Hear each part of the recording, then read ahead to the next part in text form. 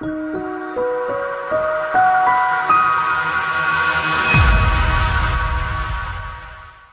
Hanover. Hello, Hanover veterans. Ben Quell, your Veteran Service Officer, with his weekly update here from my foxhole, my self-quarantining in the office. So the community outreach out of my office, I've had a couple of volunteer fellow employees help me to get through all the dials.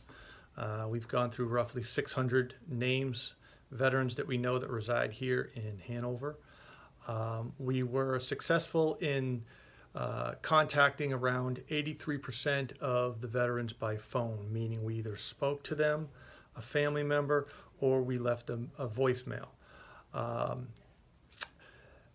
The mass mailer was very successful. I got a lot of people who responded to me with their information. We did get it back about, I would say around 20 to 23, I think was my final count of mailers that came back undeliverable.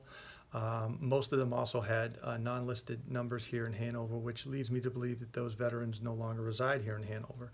So we're going to continue to work this. 80 to 85% is a good start, but certainly not good enough. We need to make sure we have a way of communicating with all of our veterans.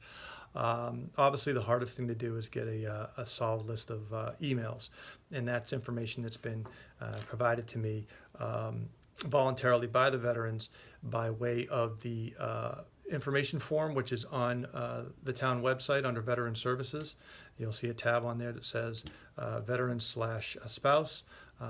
Please go on there and provide the information you're comfortable with providing. Other people have responded directly to my mailer on my email address, so thank you for that.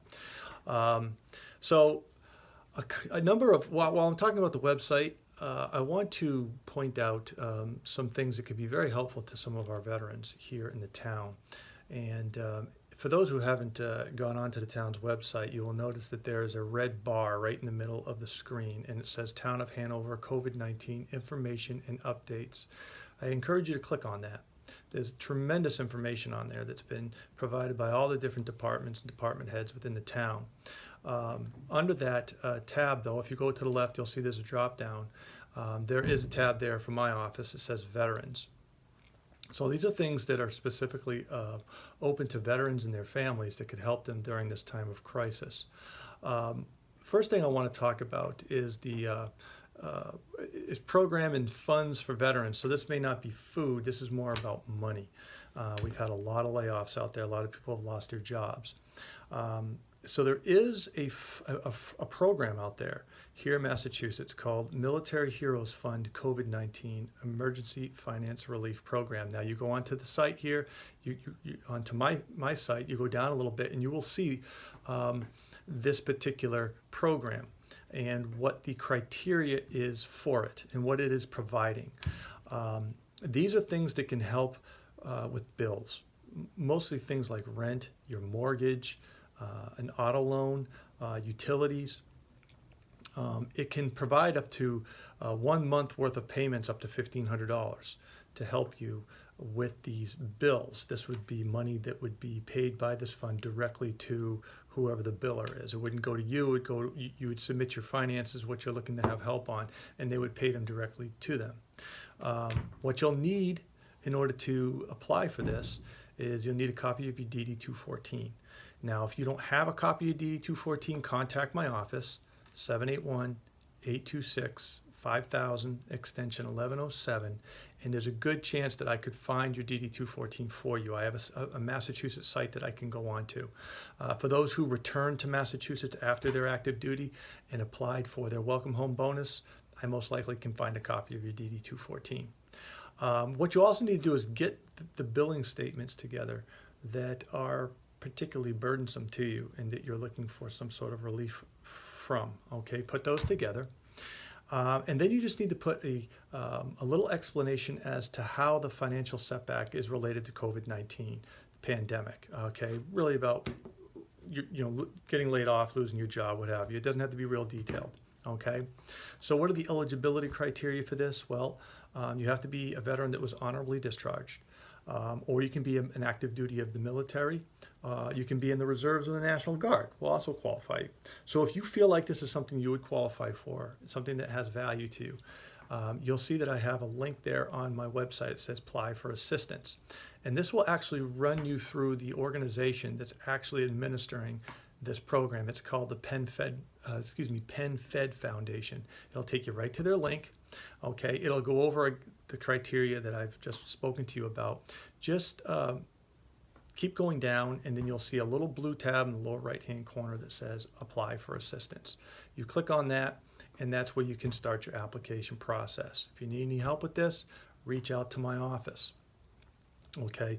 The other thing I want to talk about is specific to food. A lot of you, if you already know, but if you don't know, there are programs being set up in different towns.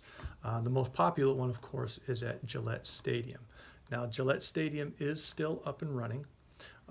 This is a program set up on particular days of the week, usually Monday and Wednesday, where a veteran can drive by and pick up 10 to 14 days worth of non-perishable food.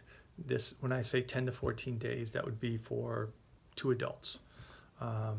This is set up, now the military portion of this for vets and families is set up by the Massachusetts Military Support Foundation. So you can click on their website, and it will bring you to a number of different information. And also, if you go down, it'll have an update on where they stand right now. For instance, this week at Gillette Stadium, Monday, which was yesterday, they were operating and taking registrations, and distribution went on between the hours of 10 o'clock in the morning to 2 o'clock in the afternoon. The same will be for tomorrow, Wednesday, from 10 to 2. You can swing by. You don't get out of the car. You just say, I'm a veteran, I'd like a meal. They say, pop your trunk. They throw it in the trunk, and you're gone. There is a bit of a wait. There is a bit of a line, but it rolls pretty quickly. They have a lot of volunteers down there emptying out the trailers and putting this stuff into cars. There are some other location pickups. There's a program called Food for Vets. That's food number 4 vets. But their locations are up north, like in Methuen and Lawrence and that area. Devens is another pickup location. If you're willing to drive that far, their phone number is 617-755-7413, and you can give them a call, and they'll put together a package that you can pick up. The last topic I want to talk about is similar to what I was talking about in my last broadcast about urgent care. And it covers emergency treatment. Now, if somebody in Hanover, a veteran who is a VA patient, is experiencing flu-like symptoms or COVID-19 symptoms, and you are in a state of panic and you want to get to a treatment facility as quickly as possible, the VA does consider that an emergency situation. And you certainly can either transport yourself, have a family member, or you can call an ambulance. And you do not have to go to the nearest veteran hospital, VA hospital. Okay, if you feel like you want to get transported to South Shore emergency room for testing and treatment, that is fine.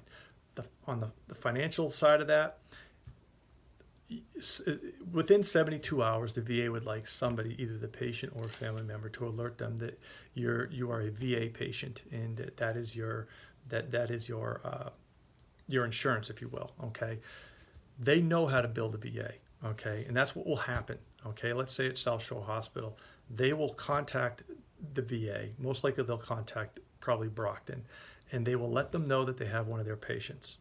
In a situation like this, the VA will instruct that private hospital to stabilize the patient to the best of their ability, and then when they make the medical determination that the patient is able to be transported, then that VA patient will be transported to a VA facility like Brockton, okay? But that's a medical call, all right? But all the billing will go from the VA, to the private hospital, to the VA, all right? If for some reason you do wind up in a private emergency room and that billing doesn't happen, whether nobody ever notifies them that you are a VA patient, what happens, and you get some big honking bill in the mailbox for that treatment, don't worry, you contact the Brockton VA. That's probably what I would do because it's the closest one. Their phone number is 508-583-4500. Let them know that you required emergency treatment or testing.